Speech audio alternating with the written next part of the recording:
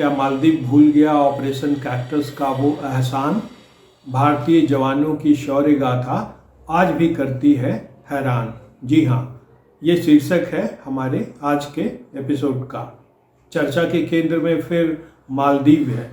मालदीव चर्चा के केंद्र में इसलिए है क्योंकि ये जो पूरा मसला है ये शुरू हुआ था लक्षद्वीप से, जब प्राइम मिनिस्टर नरेंद्र मोदी 2 और 3 जनवरी को लक्षद्वीप गए थे। लक्षद्वीप जाकर पीएम मोदी ने वहाँ से लक्षद्वीप की तस्वीरें शेयर की थी, हिंदुस्तान को भी और पूरी दुनिया को भी। और साथ साथ उन्होंने ये भी लिखा था कि भाई जो लक्षद्वीप की खूबसूरती है, जो प्राकृतिक सुंदरता है, प्रकृति ने जो वहाँ सुंदरता बिखेरी है वो तो है ही, लेकिन इसके अलावा वहाँ शांति भी मिलती है। अगर आप वहाँ जाएंगे तो आपको शांति का एहसास होगा।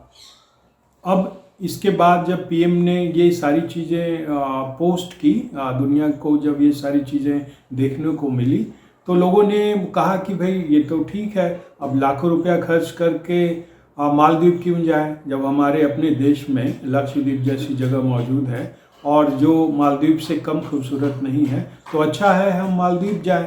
इस तरह की राय लोग सोशल मीडिया पे पोस्ट करने लगे।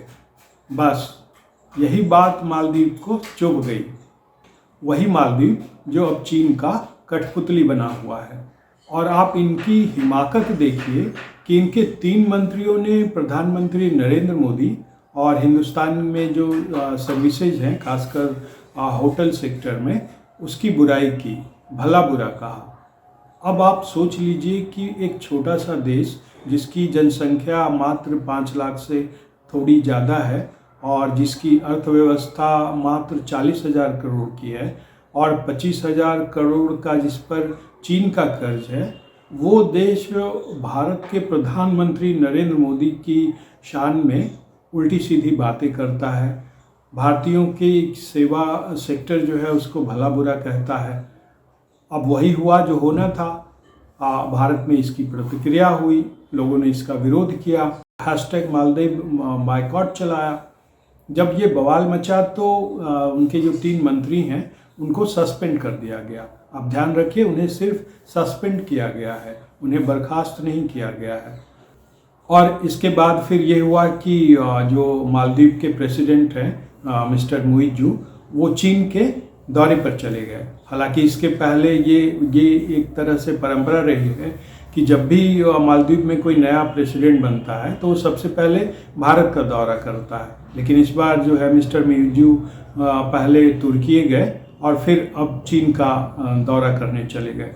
तो उसके बाद दरअसल ये जो मालदीव को लेकर के जो बवाल उठा था वो रुका नहीं और लोग तरह तरह से मालदीव के बारे में बातें करने लगे। ये कहने लगे कि देखो भाई, ये कैसा एहसान फरामोश देश है जिसे भारत ने इतनी मदद की, उसे पानी संकट में पानी पहुंचाया, उसे कोरोना में वैक्सीन दी, इसके अलावा तमाम तरह की सहायता दी, पैसेज दिए, बहुत सारे सैनिक साजो सामान दिए, वहाँ का जो रक्षा बल है उनका, उन्हें ट्रेनिंग दी।